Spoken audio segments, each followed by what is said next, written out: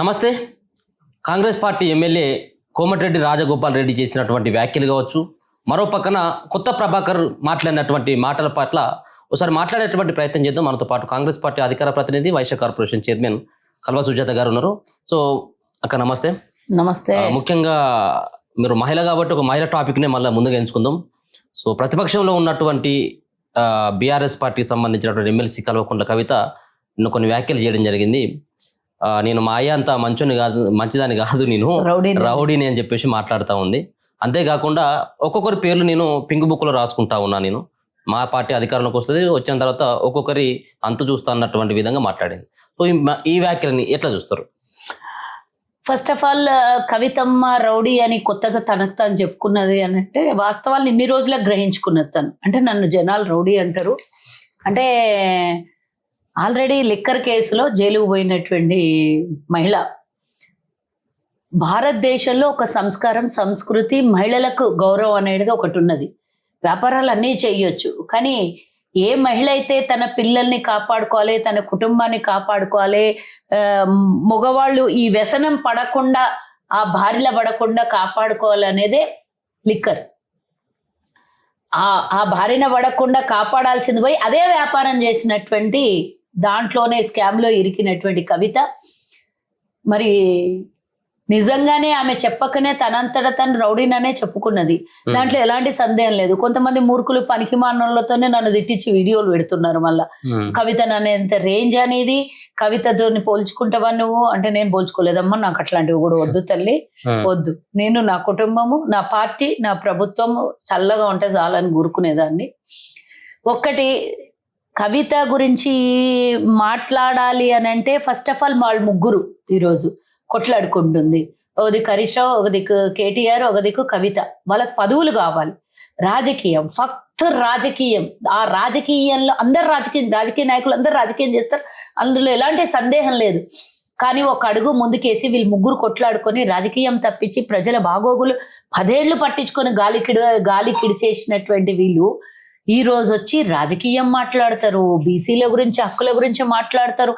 ఆ రోజు ఆమె జైలుకు పోతుందని భయంతో 33% రిజర్వేషన్ కావాలని ఢిల్లీ నడిబొడ్డున కూర్చొని ధర్నా చేసినట్లు యాక్టింగ్ చేస్తుంది. నేను ధర్నా చేస్తేనే 33% రిజర్వేషన్ వస్తుంది అని ఆమె చెప్పినటువంటి మాటలు, నీతి వాక్యాలు ఈరోజు ఎవ్వరు కూడా పాటించే పరిస్థితిలో, వినే పరిస్థితిలో, అవి అసలు దాన్ని కన్సిడర్ చేసే పరిస్థితిలో కూడా లేరు. జాగృతి పేరు మీద దోపిడీ, తాను కట్టుకున్న ఇల్లు ఈరోజు ఎక్కడి నుంచి వచ్చింది, ఇన్ని వేల కోట్లు, ఇవన్నీ పక్కన పెడితే ఏం రెడ్ బుక్ లో రాసే బదులు పింక్ బుక్ లో రాస్తుంది అనేది ఒక డౌట్ నాకు. అంటే ఏంది, నేను ఈరోజు ప్రతిపక్షంలో ఉన్నప్పుడు ఎక్కడెక్కడ భూములు ఉన్నాయి, ఎక్కడెక్కడ లిక్కల్ వ్యాపారం చెయ్యాలి, ఎక్కడెక్కడ ఎవరిని అణిచివేతకు గురి చెయ్యాలని రాసుకుంటావా కవితమ్మ? ఇవే కదా మీరు రాసుకున్నది. మీకు తెలంగాణ ఉద్యమంలో అందరు ప్రాణాలను తీసుకుంటుంటే మీ నాయనకు నీకు కనబడేది తెలంగాణ ధనిక రాష్ట్రం. మేమేమనుకున్నాం, ధనిక రాష్ట్రంలో మా ఉద్యోగాలు మా కొలువులు మాకే వస్తాయి, మా నియామకాలు, నిధులు, నీళ్లు మాకొస్తాయని అందరు తెలంగాణ ప్రజలు ఆ భ్రమలో పడితే, వీళ్ళ ఆలోచన, వాళ్ళ డైరీలో రాసుకున్న ఆలోచన ఏంది, ఏ భూములు ఎట్లెట్లా సహా చేయాలి, దీనికి మోనోపోలీగా మేమే ముఖ్యమంత్రి అయితేమే అని అంటే కథం పట్టించి తెలంగాణ కేల్ కథం చేద్దామనే ఆలోచనలో వాళ్ళు ఉండి 1200 మందిని బలి తీసుకుంటే తెలంగాణ ఆ శవాల మీద కూర్చున్నట్టు తెలంగాణ పేరు చెప్పి ఏరుకున్నటువంటి కేసీఆర్, కవిత, అసలు ఆమె ఉండడానికి కూడా చక్కగా ఇల్లు లేదని చెప్పిన ఆమె ఈరోజు వేల కోట్లల్లో ఆస్తులు, లక్షల కోట్లల్లో వ్యాపారాలు, ఇవన్నీ అందరికి తెలిసినటువంటి విషయాలే. ఆమె రెడ్ బుక్లో రాసిన, పింక్ బుక్లో రాసిన, ఏం రాసినా వాళ్ళది అవినీతి రాతలు తప్పించి వేరే ఏం ఉండవు. ఎవరిని బెదిరిస్తున్నావు? అప్పుడు రేవంత్ రెడ్డి గారు ప్రతిపక్షంలో ఉన్నప్పుడు ఎవరు తప్పులు చేస్తున్నారో, మా కార్యకర్తలను ఎవరెవరు ఇబ్బంది పెడుతున్నారో అందరిది నోట్ చేసుకుంటాము అని బుక్లో నోట్ చేసుకుంటారు, డైరీలో నోట్ చేసుకుంటాం అనే మాటని వీళ్ళందరూ పక్క రాష్ట్రము దాన్నే వాడుకుంటున్నారు, ఈ రాష్ట్రం వాళ్ళు దాన్నే వాడుకుంటున్నారు. 10 ఏళ్లలో మీ చరిత్ర ఎంతమంది రాసుకున్నారో చూపిస్తే బయటపడితే ఇప్పుడు చూపించారు కదా. 10 ఏళ్ల తర్వాత ఎన్నికలలో ఓటు రూపంలో రాసుకున్న డైరీలో వాళ్ళు ఓటు వేయొద్దని రాసుకొని ఓటు వేయలేదు. నువ్వు ఈరోజు తెలంగాణని మళ్ళీ 400 ఎకరాలు నేను కథం చేతున్నా, మా అన్న కథం చేయాలనా అనే లెక్క రాసుకుంటున్నారు. దానికి మేము పింక్ బుక్లో ఏమని రాసుకుంటావు? లోపల రాసిపెట్టిన పింక్ బుక్ బయటకి తీయి ఫస్ట్. అంటే తదనంతరము ఆస్తులు ఎవరికన్నా చెందాలి కదా. మరి గుప్తంగా దాచిపెడితే రాజుల పైసా రాళ్లపాలు అన్నట్టు నువ్వు తెలంగాణ ప్రజల సొమ్ము దోపిడీ చేసినటువంటి మీ పైసా ఎవడన్నా దోపిడీ చేసిపోతాడు. తెలంగాణ ప్రజలకు కాకుండా దోపిడీదారులకు అయిపోతుంది. కాబట్టి ఆ పింక్ బుక్లు ఏదైతే రాసుకున్నావో అది బయటికి తీ ఫస్ట్. మీరు దోపిడీ చేసింది తెలంగాణ దోపిడీ చేసి దాచిపెట్టుకున్న పింక్ పుస్తకం బయటికి తీ ఫస్ట్. ఇది తర్వాత అల్ల మెన్షన్ చేస్తావా లేకపోతే సపరేట్ గా మెన్షన్ చేస్తావా, ఎవరికి ఏం చేస్తావో. నువ్వు రౌడీ అని నీ అంతటి నువ్వే చెప్పుకో, నేనంత మంచిదాన్ని కాదు, నేను రౌడీని అన్నావు. బరాబర్ నువ్వు రౌడీవే. లేదంటే లిక్కర్ వ్యాపారం చేసేటంత సాధ్యమయ్యే పని ఎవరికైనా మహిళలకు ఉంటుందా? వ్యాపారం చేయొచ్చు, పర్వాలేదు, లిక్కర్ వ్యాపారం కూడా చేయొచ్చు. కానీ స్కాములు చేసేటంత ధైర్యం ఎవరికన్నా ఉంటుందా? ఈ రాష్ట్రం కాకుండా కేరళ రాష్ట్రంలో కూడా ఈమె పాకింది అని విన్నాం. మరి ఇక నువ్వు రౌడీ వేషాలు వేసి వ్యాపారం చేసిందని నువ్వు అధికారుల మీద ప్రభుత్వం మీద రౌడీ రాతలు రాయకపోతే ఏం రాస్తావు నువ్వు? కార్యకర్తలకు ధైర్యం అన్నారు దాన్ని. నేను రౌడీ రాణిని చూపించుకుంటున్నావు. వాళ్ళు కూడా నవ్వుకునిండి వచ్చాడు ఉన్నోళ్ళు. 10 ఏళ్ళు గిట్ల చేసే నాశనం చేసుకున్నారు. మళ్ళీ కొత్తగా ఏం నాశనం చేస్తావు తల్లి అని అడుగు కూర్చున్న వాళ్ళు అనుకునిండొచ్చు. సో బీఆర్ఎస్ పార్టీ సంబంధించినటువంటి ఎమ్మెల్యే కూడా మాట్లాడుతూ ఉన్నాడు. సో కొత్త ప్రభాకర్ రెడ్డి మాట్లాడుతూ ఉన్నాడు. సో మీ పార్టీ ఎమ్మెల్యేలను కొనమని చెప్పేసి అంటా ఉన్నారు. మరోపక్క మీ ప్రభుత్వాన్ని పడగొట్టండి అని చెప్పేసి కూడా మాకు ఆఫర్లు ఇస్తా ఉన్నారు అన్నటువంటి మాటలు మాట్లాడుతూ ఉన్నారు. గతంలో కూడా మనం చూడడం జరిగింది. చాలా సందర్భాల్లో కేసీఆర్ కూడా ఇటువంటి వ్యాఖ్యలు కూడా చేయడం జరిగింది. ప్రభుత్వం 3-6 నెలలు కూడా ఉండదు, పడగొడతాము అని చెప్పేసి. సో ఎందుకు ఇటువంటి వ్యాఖ్యలు పదే బీఆర్ఎస్ పార్టీకి సంబంధించినటువంటి నేతలు చేస్తూ ఉన్నారని చెప్పేసి అనుకోవచ్చు. ఒక పక్కన అటువంటి పరిస్థితి ఏమైనా కాంగ్రెస్ పార్టీలో అటువంటి అలజడి ఏమైనా కనబడతా ఉన్నదా? నిజంగా వేరే పక్క పార్టీల వైపు వెళ్ళేటువంటి ఆస్కారం ఉన్నది ఇప్పుడు మీ పార్టీలో ఉన్నటువంటి ఎమ్మెల్యేలు ఏమైనా? తుమ్మితే ఊడిపోయేటటువంటి పార్టీ తయారైంది బీఆర్ఎస్. ఇప్పుడు ఫస్ట్ వాళ్ళ ఉనికి బీఆర్ఎస్ బీజేపీ 27వ తారీఖున వాళ్ళు సిల్వర్ జూబిలీ సెలబ్రేషన్స్ చేసుకుంటున్నారు. ఫస్ట్ అది చెప్పమని.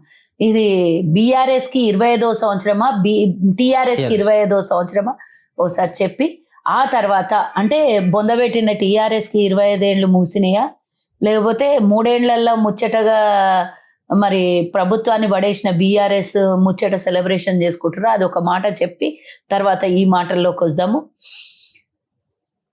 ఏదో అడిగినా కొత్త ప్రభాకర్ రెడ్డి గురించి. ఫస్ట్ ఆఫ్ ఆల్ కొత్త ప్రభాకర్ రెడ్డి మాటలు నీకు ఏమనిపించినాయి? 4-5 రోజుల కింద కొత్త ప్రభాకర్ రెడ్డి మాటలు నువ్వు గుర్తు చేసుకో. మేము అధికారంలో ఉన్నప్పుడు గత ప్రభుత్వంలో ముఖ్యమంత్రిని ఎవరు గెలవనీయకపోతుండే, ప్రతిపక్షాల మాట దేవుడు ఎరుగు, అధికారంలో ఉన్న వాళ్ళకి ఎవరు గెలవకపోతుండే. అన్నిటికన్నా రేవంత్ రెడ్డి గారు మరి ఇప్పుడు నియోజకవర్గాలకు నిధులు ఇస్తున్నారు. పాలన చాలా బాగున్నది. ప్రతిపక్షాలు పోయినా కూడా ఆప్యాయతతో పలకరిస్తున్నారు. వాళ్ళ నియోజకవర్గం సమస్యలు చెప్పుకోవడానికి మరి అవకాశం దొరుకుతుంది అని, పాలన చాలా బాగుంది అని రేవంత్ రెడ్డి గురించి పొగిడిన ప్రభాకర్ రెడ్డికి 4 రోజులలోనే ఆయనకి ఇట్లా స్క్రూ టైట్ చేసినట్టున్నారు. రే నువ్వు మా పార్టీలు ఉన్నావు రా బాబు, నువ్వు పోయి ఆడెట్లా పొగుడుతున్నావు అని తిట్టినట్టున్నారు. ఆ తిట్టడం మామూలు తిట్టడం కాదు. నువ్వు ఈ విధంగా చెప్పకపోతే గనక నీ తాట తీస్తాం బిడ్డ. నువ్వు ఆల్రెడీ కేసీఆర్కి మేకవన్న లాగా పులిలాగా పనిచేసేటటువంటి ప్రభాకర్ ఆల్రెడీ ఆయన వేరు ఈయన వేరు కాదు, శరీరాలు వేరైనా ఆత్మలు 2 ఒకటే అవి. కాబట్టి నువ్వు నా ఆత్మగా ఉండాల్సింది పోయి నువ్వు పక్కోల మాట మాట్లాడితే ఎట్లా అని చర్మగీతం వాడిండొచ్చు పిలుచుకొని. నువ్వు ఇట్లా చెప్పకపోతే అంటే నీ దోలు తెరిస్తా అంటే మేం కొంటామో మేం ప్రభుత్వం పడేస్తామో అంటే టీఆర్ఎస్ మీదకి వస్తుంది. ఇప్పుడు రియల్ ఎస్టేట్ వాళ్ళు వ్యాపారులు అని అంటే బదలాం చేయొచ్చు కదా. వాళ్ళను బదలాం చేసి ఏదో ఒకటి దుమ్ముదుమారం లేపాలి, ఏదో ఒకటి అలజడి సృష్టించాలి, ఏదో ఒక లొల్లి చేయాలి. ఇప్పుడు ప్రభాకర్ రెడ్డిని టార్గెట్ చేస్తే ప్రభాకర్ రెడ్డి బయటకు వస్తే కష్టం మళ్ళా. కానీ ప్రభుత్వం మీద టార్గెట్ చేసినట్లు ఉండాలి, ప్రభాకర్ రెడ్డికి వాత పెట్టినట్టు ఉండాలి. సో ప్రభాకర్ రెడ్డి లాంటి వాళ్ళు ఎవడొచ్చి వాగినా ఎంత వాగినా ఫస్ట్ ఆఫ్ ఆల్ మీ సంఖ్యాబలం ఎంతనో చెప్పండి, ఎంతమందిని కొంటారు. గతంలో ఎవరన్నా ఎమ్మెల్యేలు మా వాళ్ళు డైరెక్ట్ చెప్తున్నారు కదా ఎంతమంది కొంటారో కొనండి దమ్ముంటే అని. ఫస్ట్ ఆఫ్ ఆల్ ఈ ప్రభాకర్ రెడ్డి మీద కేసు బుక్ చేయాలి. ఒక బహిరంగంగా సభలో కొంటము ఎమ్మెల్యేలని అనే మాటని కన్సిడర్ చేసి, ఇది కోర్టు న్యాయస్థానం కన్సిడర్ చేసి వర్డ్ని ఆయన మీద కేసు బుక్ చేయాలి. ఒక ప్రజాప్రతినిధి అయినటువంటి ప్రభాకర్ రెడ్డి ఈ విధమైనటువంటి అనుచిత వ్యాఖ్యలు చేయడము నేరపూరితమైనటువంటి వ్యాఖ్యలు కాబట్టి దీన్ని ఇమీడియట్ గా ఈయన మీద కేసు బుక్ చేయాలి. ఫస్ట్ ఒకటి. రెండోది, గతంలో వీళ్ళు అధికారంలో ఉన్నప్పుడు కాంగ్రెస్ నుంచి 12 మంది ఎమ్మెల్యేలని కొనుగోలు చేసినప్పుడు వాళ్ళే మాట్లాడిండ్రు, వాళ్ళ ఎమ్మెల్యేలే మా బర్ల దొడ్ల తీసుకొని వచ్చి కట్టేసుకున్నాడు కేసీఆర్ కొనుక్కొని గొడ్లను వేసుకున్నట్లు అన్నాడు. మరి ఆల్రెడీ అమ్ముడు పోయినటువంటి వాళ్ళు అందరిలో 9 మంది ఓడిపోయినరు, వాళ్ళిద్దరు ఏదో సచ్చో చెడో గెలిచిండ్రు. ఆ బంధుల దొడ్డిలో కట్టేసుకున్నాం అనేటటువంటి మాటలు మాట్లాడిన వాళ్ళకి ఈ ఉన్న ప్రభుత్వాన్ని వదిలేసి అదేమంటారు పాలిచ్చే బర్రెని విడిచిపెట్టేసి తన్నే దీని దగ్గరికి పోయినట్ల ఈడ ప్రభుత్వము, అధికారము, నియోజకవర్గాల అభివృద్ధి, ఈరోజు ప్రజాపాలన, ప్రభుత్వం చేస్తున్నటువంటి మంచి పాలనకి దూరం అయ్యేటటువంటి మూర్ఖులు ఎవడన్నా ఉంటాడా? ఫస్ట్ ఆఫ్ ఆల్ తెలుసుకోవాలి. అయినా కానీ మేము ఓపెన్ ఆఫర్ ఇస్తున్నాం, దమ్ముంటే కొను, ఏ ఎమ్మెల్యేని కొంటావు కొను, ఎంత దమ్ముందో కొను. ఆ రియల్ ఎస్టేట్ వాళ్ళు ఎవరెవరు కొంటారు, వ్యాపారస్తులు ఎవరెవరు కొంటారు, లేదా ఆ వ్యాపారస్తుల రూపంలో కేసీఆర్ ఎంతమందికి డబ్బు ఇచ్చి కొనిపిస్తాడు అనే మాట బయటకు వస్తుంది కదా, అప్పుడు తెలుస్తుంది కదా. వాళ్ళ మాటనే రేపు పొద్దున ప్రజల్లో వచ్చినప్పుడు ఒక్కొక్కడు ఈడ్చి రోడ్డు మీద బట్టలిప్పి కొట్టే రోజులు దగ్గరకు వస్తాయి. కాబట్టి మీరు అనే మాటలు కాంగ్రెస్ తలలో వెంట్రుక పీకినట్లు కూడా కాదు. ఫస్ట్ ఆఫ్ ఆల్ ఈ మాటలు మాట్లాడించిన కేసీఆర్ ఇది నేనిచ్చి డబ్బులు ఇచ్చి కొంటా అనే మాట పబ్లిక్ గా చేసిండు అని అందరు గుర్తిస్తారు. రెండోది, మేం ప్రభుత్వం ఏర్పడిన వారం రోజులకే 3 నెలల ప్రభుత్వం ఊడిపోతుంది, 6 నెలల్లో మేము అధికారంలోకి వస్తామని ఏ బేస్ తీసుకొని అంటావు నువ్వు?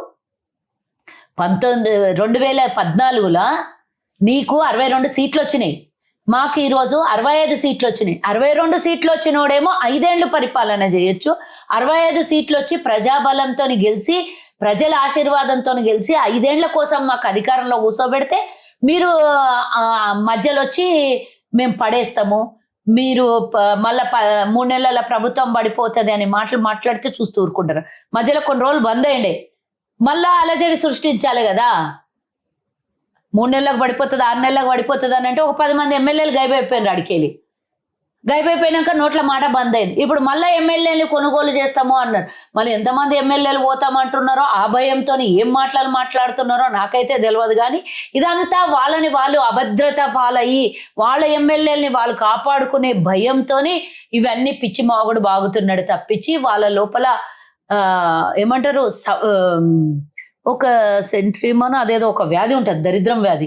ఏదన్నా గుట్టలు కుండలు ఎక్కినప్పుడు భయపడేటోళ్ళు, నీళ్ళని చూసి భయపడేటోళ్ళు, అట్లాంటిది అధికారం పోతే బతకలేనటువంటి భయం పట్టుకున్న ఈ టిఆర్ఎస్ నాయకులు కేటీఆర్, కేసీఆర్, కవిత, హరీష్ రావు వీళ్ళందరూ కూడా పదవులు ప్లస్ అధికారం 2 కావాలి వాళ్ళకి. ఎందుకంటే ముందేమో సెంటిమెంట్ మీద, తెలంగాణ సెంటిమెంట్ మీద అధికారంలోకి వచ్చింది.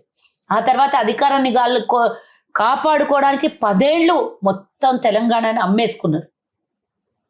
మళ్ళా ఇప్పుడు కొనుక్కునే బేరంలోకి పడ్డారు అని అంటే మీ కన్ను తెలంగాణలో ఇంకా అక్కడక్కడ ఏమన్నా మిగిలి ఉంటే దాన్ని కూడా అమ్మేసుకుందామనే ఆలోచనలో ఉండి ప్లానింగ్ ఈ 15 నెలల నుంచి ఆ ప్లానింగ్ ఏమైనా తయారు చేసిండ్రేమో, దానికే మళ్ళీ కొనుగోలు ప్రారంభం పెట్టిండ్రు.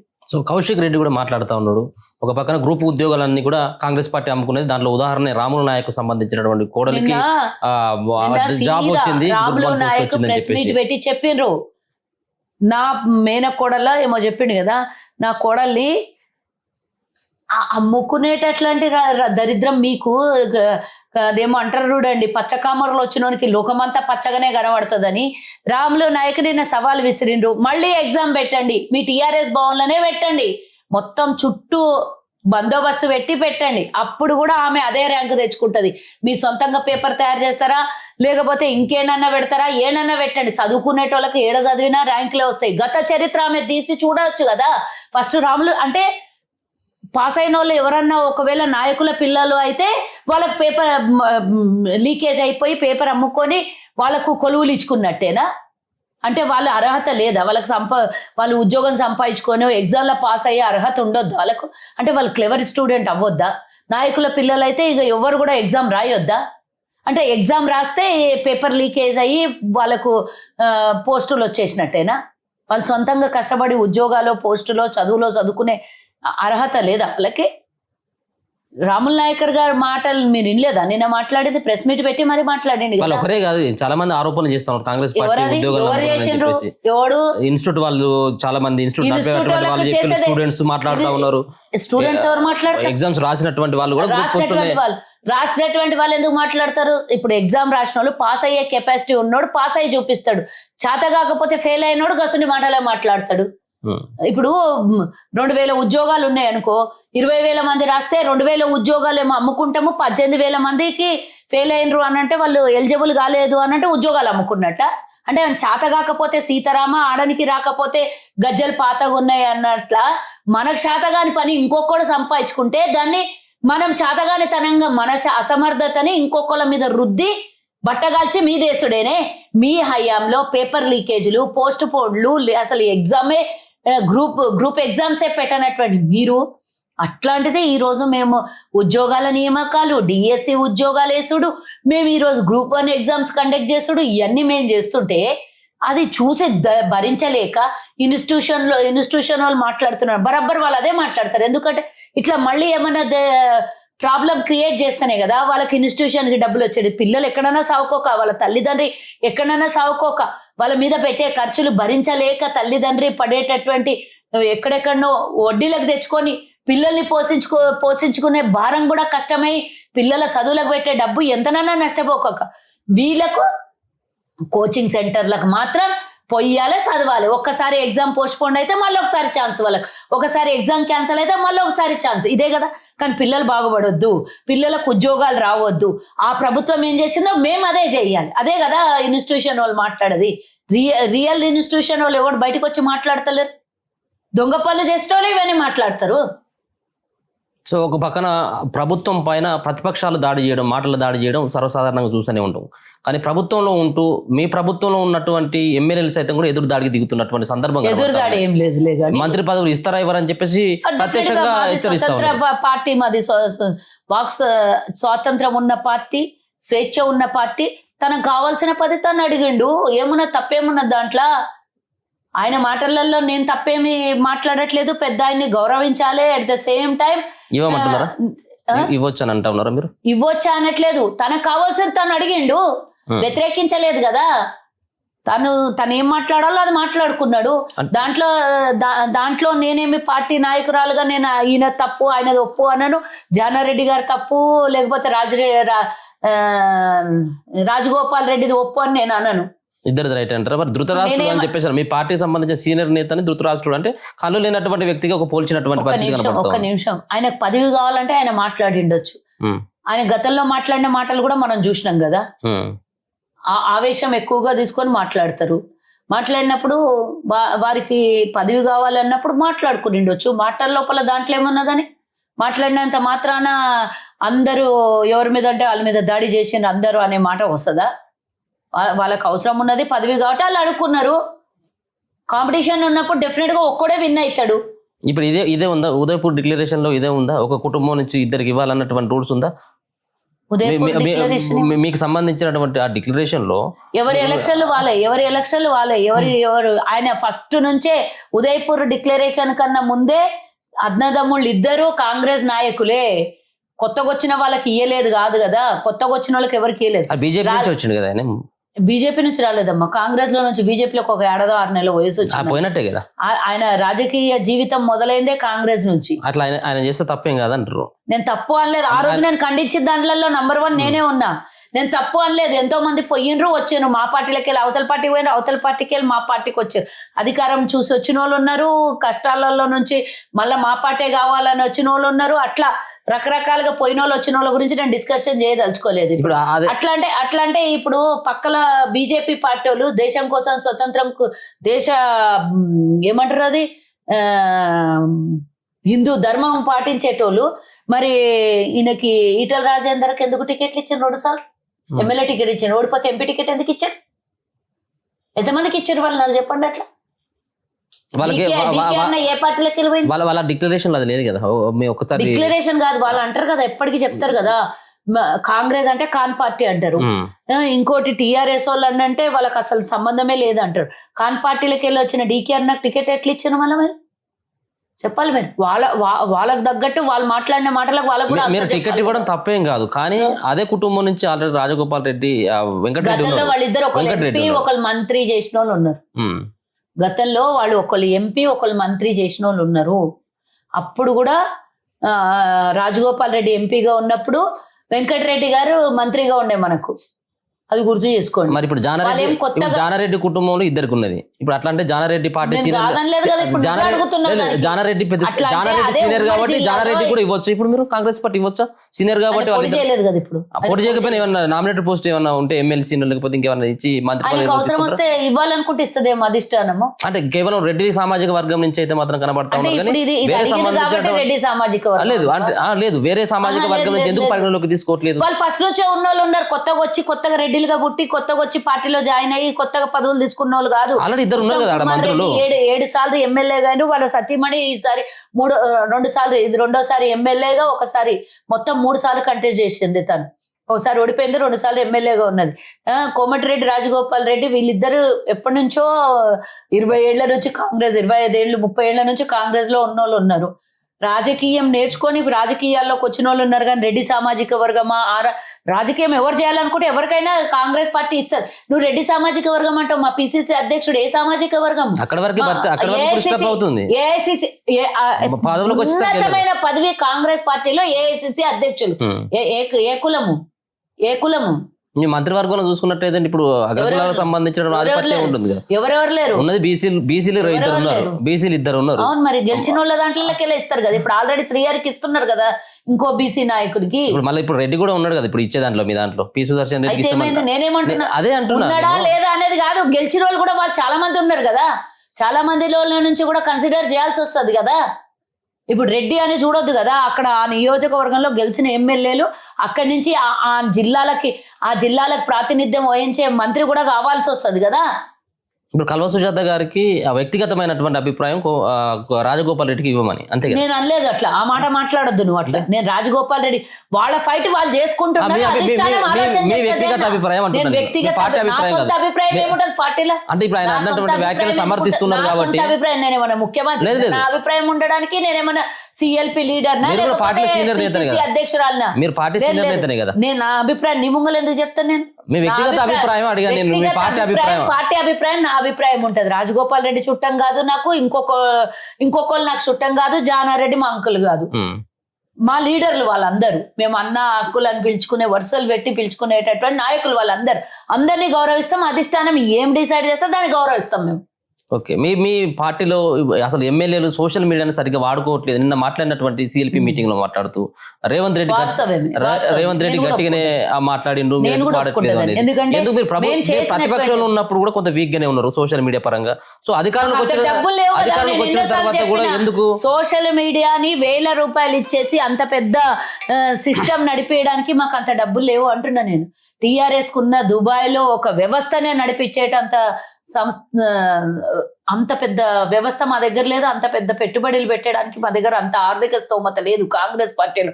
మేము కార్యకర్తల్ని నమ్ముకున్నాం, నాయకుల్ని నమ్ముకున్నాం, ప్రజల్ని నమ్ముకున్నాం. వాళ్ళే మాకు సోషల్ మీడియా, వాళ్ళే మా ప్రమోటర్స్, వాళ్ళే మా హీరోలు, వాళ్ళే అంతా అని అప్పుడు ఇప్పుడు ఎప్పుడు నమ్ముకున్నాం. కొత్తగా పుట్టినోనికి అదేమంటారు, కొత్తగా వచ్చిన కొమ్ములు వాడి అన్నట్ట.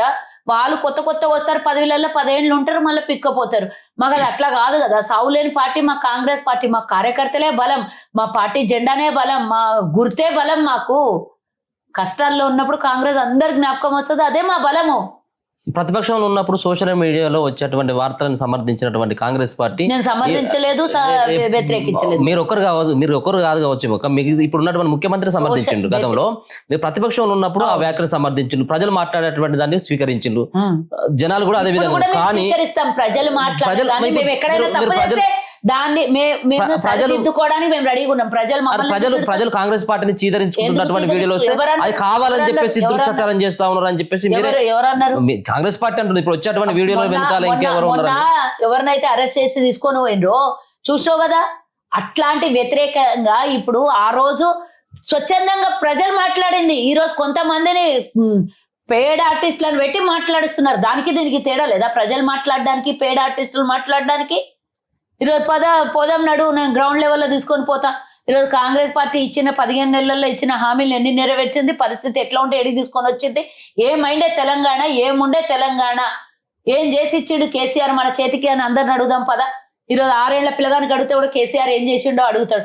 ఆ రోజు ప్రగతి భవన్ ఇడిచిపెట్టి రాలే, ఈ రోజు ఫామ్ హౌస్ ఇడిచిపెట్టి బయటికి రాలే. మా ముఖ్యమంత్రి 16 గంటలు పనిచేస్తున్నాడు, ఇప్పటి వరకు 15 నెలల నుంచి ఒక్కరోజు విశ్రాంతి తీసుకోలేదు. మా నాయకులు విశ్రాంతి తీసుకోలేదు. వాళ్ళ కుటుంబ సమేతంగా దుబాయ్లు అమెరికాలు తిరిగేసి వచ్చి ఎంజాయ్ చేసారు వాళ్ళు తెలంగాణ ప్రజల సొమ్ము మీద. మేము అట్లా కాదు కదా, నువ్వు అన్ని కుక్కలు చింపిన ఇస్తరాకు చేస్తే ఒక్కొక్క ఇస్తరాకు కుట్టేసి మళ్ళీ తెలంగాణని మళ్ళీ బతికించే ప్రయత్నం చేస్తున్నాం మేము. మాకు మీకు చాలా తేడా ఉన్నది. మేము కష్టాల నుంచి బయటేసే పార్టీ మాది, కష్టాలను తెచ్చిపెట్టేటోళ్ళు మీరందరు దుర్మార్గులు. తెలంగాణ సొమ్మంతా కథం పట్టి ఇచ్చేసిండ్రు. మీరు అంత బయటికి అన్ని తీస్తా, నా దగ్గర ఒక్కొక్క డేటా అన్ని ఉన్నది, ఒక్కొక్కటి తీసి పెడతా. ఒక్కొక్కటి ఆధారాలు, డేట్లు, టైమింగ్, ప్రతి ఒక్కటి ఏ రూపంలో ఎంత, ఏ ఇయర్, ఎక్కడ, ఎట్లా, నంబరింగ్ తో సహా అన్ని తీసి చూపిస్తా. ఒక్కొక్కటి ఇస్తా, మీ మీడియాకే ఇస్తా, ఒక్కొక్క రోజు ఒక్కొక్కటి. మీరు అన్ని చేసినప్పుడు మరి స్థానిక సంస్థల ఎన్నికలకు పోవడానికి సంకోచిస్తుంది ఆ దమ్ము ఇప్పుడు ఉన్నటువంటి కాంగ్రెస్ పార్టీకి దమ్ము లేదని సంకోచిస్తుంది అని ఎందుకు ఎవరు అన్నారు? బీఆర్ఎస్ వాళ్ళు అంటా ఉన్నారు, బీజేపీ వాళ్ళు కూడా వాళ్ళకి ఇప్పుడు ఒక్క నిమిషం, లేదు కదా, వాళ్ళకి సబ్జెక్ట్ ఏం లేదు కదా. ఇప్పుడు ఏమన్నా తిడదామా అని అంటేనేమో ప్రజలకు అన్ని ఇవ్వబట్రి, ఏమన్నా పోయి ప్రజలలో పోయి దూరి మాట్లాడదాము అని అంటే సమస్యలు ఏం లేవు. ఏం చేయాలి? ఏదో ఒకటి బురద చల్లాలి మా మీద. అదే కదా, మీరు అడగక ముందే మేము అన్ని చేసేస్తున్నాం కదా. వాళ్ళు అనుకున్నారు మేము మొత్తం కథం పట్టించడం, వీళ్ళు వచ్చినాక చిప్ప చేతికి ఇచ్చినాం, ఏం చేయగలుగుతాం మేము, ఏం చేయగలుగుతారు, వీళ్ళకి ఏం చేతనైతుంది అనుకున్నారు టీఆర్ఎస్ వాళ్ళు. మాకు ప్రభుత్వం ఏర్పడంగానే మేము అన్ని చేసి చూపిస్తున్నాం కదా. విదేశీ పెట్టుబడులు తెచ్చి చూపిస్తున్నాం, విదేశీ సంస్థలు ఇక్కడికి ఎంతో మంది ఇన్వెస్ట్ చేయడానికి వచ్చి కలిసిపోతున్నారు. మేము ఈరోజు ఇంటిగ్రేటెడ్ విద్యా సంస్థలే కానివ్వండి, ఈరోజు ఇందిరమ్మ ఇండ్లని నిన్న మొదలు పెట్టేసినాం, ఫస్ట్ చెక్కులు ఇచ్చేసినాం. మీరు చూసిండ్రా ఆ 10 ఏళ్లలో 30,000 ఇండ్లు కూడా కట్టి ముఖానికి ఎవరికి ఇయ్యకపోయి. ఇందిరమ్మ ఇండ్ల పేర్ల మీద దోపిడి. ఏమంటారు అది, రైతు బంధుకి ఔటర్ రింగ్ రోడ్ అమ్ముకొని దోపిడి. ఏదన్నా ఒక్కటన్నా స్వయంగా తెలంగాణ ప్రజలకు సేవ చేసింది ఉన్నదా? ప్రతి ఒక్కటి నాశనం చేసిందే ఉన్నది తప్పించి మేము ఈరోజు ప్రతి ఒక్కటి చేసిన అన్ని మేము ఇట్లా రుబాబ్తో చెప్పుకుంటాం. సన్న బియ్యం ఇస్తున్నాం, అది మేము మాకు పెటెంట్ రైట్ అది. ఇప్పుడు ఇంకా మేమే దానికి బ్రాండ్ అంబాసిడర్లం కాంగ్రెస్ పార్టీ. మీరే ఇస్తా ఉన్నారా? రాష్ట్ర ప్రభుత్వం కేంద్ర వాటా లేదా? ఎవరు ఎక్కడి నుంచి వాటా వచ్చింది? వాళ్ళు మీరే ఇస్తా ఉన్నారా? మేము కాకపోతే ఎవరు ఇస్తారు? కేంద్ర వాటా ఉంది కదా దాంట్లో. ఇచ్చి ఇట్లా వాపసు 10 పైసలు ఇస్తే వాళ్ళ వాటా అయిపోతుందా?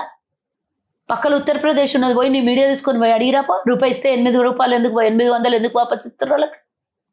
చెప్పు నాకు. ఇప్పుడు మీరు అంటే 8 రూపాయలు ఎందుకు ఇస్తున్నారు వాళ్ళకి? నా తెలంగాణ నుంచి రూపాయి తీసుకొని పోయి 40 పైసలు ఇస్తున్నారు నాకు. నా వాటా నాకు మొత్తం 100కి 100 రూపాయలు ఇచ్చేసాయి. అప్పుడు మోదీ ఫోటో ఏమంటే ఇస్తాం, ఇంకెవరన్నా మీ ఆర్ఎస్ఎస్ నాయకులు ఎవరన్నా ఉంటే వాళ్ళ ఫోటో కూడా ఇస్తాం. మా దగ్గరికి వెళ్ళి తీసుకోపోకండి మీరు. జిఎస్టీ రూపేణ, సెస్ల రూపేణ మమ్మల్ని తోలొల్చినట్లు ఒలుచుకొని తీసుకుపోతారు కదా. మాకు వాపస్ ఇవ్వాల్సింది పోయి తీసుకొని మీరు ఎక్కడెక్కడ అధికారంలో ఉన్నారో ఆ రాష్ట్రాలకు పెట్టుకోవడం. బీహార్కి పెడతారు, ఉత్తరప్రదేశ్కి పెడతారు, గుజరాత్కి పెడతారు, తీసుకొని పోయి మాకేం పెడుతున్నారు మీరు? మా సౌత్ రాష్ట్రాలను అన్ని పైసలన్నీ జాడించుకొని పోయి మీ ఉత్తర రాష్ట్రాలకు పెడుతున్నారు. మేమిచ్చే పైసలు మాకు వాపస్ ఇస్తే 10,000 కోట్లకే మీ మోదీ ఫోటో వేయాలంటే లక్షల కోట్లు తీసుకొని పోతున్నారు. మా జిఎస్టీ, మా ప్రజలు కట్టిన పైసలు, ఆ పైసలే మాకుంటే మేము ఇచ్చిన హామీలు నెరవేర్చవచ్చు. మళ్ళీ ఉల్టా ప్రజలు పెట్టినాయి, ప్రజలకు రూపాయి ఇస్తే రూపాయి వాపస్ ఇవ్వచ్చు మేము ఈ పేదలకి. మా రూపాయి తీసుకొని పోయి ప్రజలకు మేము 40 పైసలు పెట్టాల్సి వస్తుంది. ఎడికెళ్ళి పెట్టాలి మేము? మరి ఎందుకు ఈడ మోదీ ఇచ్చిండు అంటుండు, పక్క రాష్ట్రాల్లో కూడా ఒడ్లు పడతాయి, ఎందుకు ఆ పక్క రాష్ట్రాల్లో ఎందుకు ఇస్తలేడు? సన్నాలే ఇవ్వాలి కదా, మోదీనే ఇవ్వాలి కదా. 1వ తారీఖు నుంచి ఇవ్వండి. ఎందుకు ముందెందుకు ఆలోచన రాలేదు? ఇది మీరెందుకు ఇంప్లిమెంట్ చేయలేదు? మోదీనే ఇస్తాడు కదా. 5 కిలోలు మీరు దోలిస్తే మేము 1 కిలో మేము కదా ఖర్చు పెడుతుంటాం, మేము ఇస్తుంటాం. ముందే ఎందుకు ఆలోచన? బీజేపీ దేశం మొత్తం ఎందుకు ఒక్కసారి అనౌన్స్ చేయలేదు సన్నబియ్యం ఇస్తామని? మా రాష్ట్రం కాక ఇంకా 28 రాష్ట్రాలు ఉన్నాయి కదా, కేంద్రపాలిత రాష్ట్రాలు ఉన్నాయి కదా, అవన్నీ కలుపుకొని ఇచ్చేసేయచ్చు కదా. ఎందుకు చేత కాలేదు? మేము చేసిన పనిని మీ క్రెడిట్ వేసుకుంటా అంటే పిచ్చోళ్ళు ఏమన్నా జనాలు ఏమన్నా పిచ్చోళ్ళ? ఎడిపోయినా మోదీ ఇచ్చిండని చెప్పి మోదీ ఇచ్చిండని ఆ బీజేపీ వాళ్ళు ఫ్లక్ కార్డ్ పట్టుకొని తిరుగుతున్నారు. కానీ జనాలు ఏమంటారు? రేవంత్ అన్ని ఇచ్చిండు అంటున్నాడు. ఆనే మొహం మీద కొట్టినట్టు అవుతున్నది, వాపస్ వస్తున్నారు. సన్న బియ్యం అన్నం తింటుంటే కడుపు కాలుతున్నది వాళ్ళకి. పేదోడు అట్లనే ఉండాలి, పేదోడు మా జెండా పోయాలి, పేదోడు మా కూలికి రావాలి, మేము చెప్పినట్లు వినాలి, పేదోడు గర్వంగా తిరగొద్దు, పేదోడు కడుపు నిండా మంచి బియ్యం అన్నం తినొద్దు. ఇదే కదా ఈరోజు పురుగుల అన్నం తినొద్దు, దొడ్డు బియ్యం అన్నం తినొద్దు, అందరు ఉన్నట్టే అందరికీ కడుపు ఎంతుందో అందరికీ గదే కడుపు గదే అన్నం తినేది, గింతనే తింటారు, పట్టినంతనే తింటారు కడుపులా. అది పెట్టేదేదో మంచి అన్నం పెట్టాలి అని ఈరోజు ఒక మంచి చారిత్రాత్మకమైనటువంటి నిర్ణయం మేము తీసుకుంటే మా మీద మీ నాటకాలు దొబ్బుతుంటే ప్రజలు గమనిస్తలేరా? ఇది ఏ క్రెడిట్ ఎక్కడ కాంగ్రెస్కి వస్తుందో దాన్ని క్రెడిట్ కొట్టేసుకుందామని ప్రయత్నం చేస్తే ఏడికి పోతే ఆడ రేషన్ షాప్ల దగ్గర నిలబడి మాట్లాడుతుంటే చాలా పొండమ్మ మీరేంది రేవంత్ రెడ్డి ఇస్తున్నాడు మాకు అని అంటున్నారు. గతంలో రేవంత్ రెడ్డి గారు దావోస్ పర్యటనకు వెళ్ళిండు, 1000 కోట్ల రూపాయలు పెట్టుబడి పెట్టి తీసుకొస్తామని చెప్పేసి 2 లక్షల కోట్లకు దగ్గర పెట్టుబడులు హామీలను తీసుకొని వచ్చిండు రేవంత్ రెడ్డి. ఇప్పుడు జపాన్ పోయిండు. ఎందుకు రావు? ఎన్ని వచ్చినాయి మేడం ఇప్పటివరకు? అన్ని చెప్తారు రేవంత్ రెడ్డి గారు లెక్క చెప్తారు నీకు. వచ్చినాయి అసలు అన్ని వస్తాయి. అంటే ఈ రోజు పుట్టంగానే ఈ రోజే కాదు, జపాన్కి వెళ్ళింది కదా, ఇప్పుడు మళ్ళీ ఆ పెట్టుబడులు ఈ పెట్టుబడులు అన్ని కూడా ఎక్కువ అయిపోతాయేమో. వస్తాయి. వచ్చినటువంటి పెట్టుబడుల సంఖ్య ఎంత అని 1,80,000 కోట్లు ఆల్రెడీ వచ్చినాయి కదా.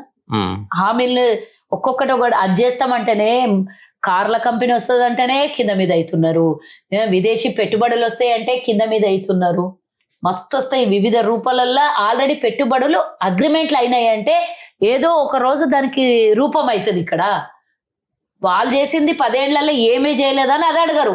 మేము తీసుకొచ్చిన పెట్టుబడుల మీద ఒకటేసారి ఆడ వాళ్ళు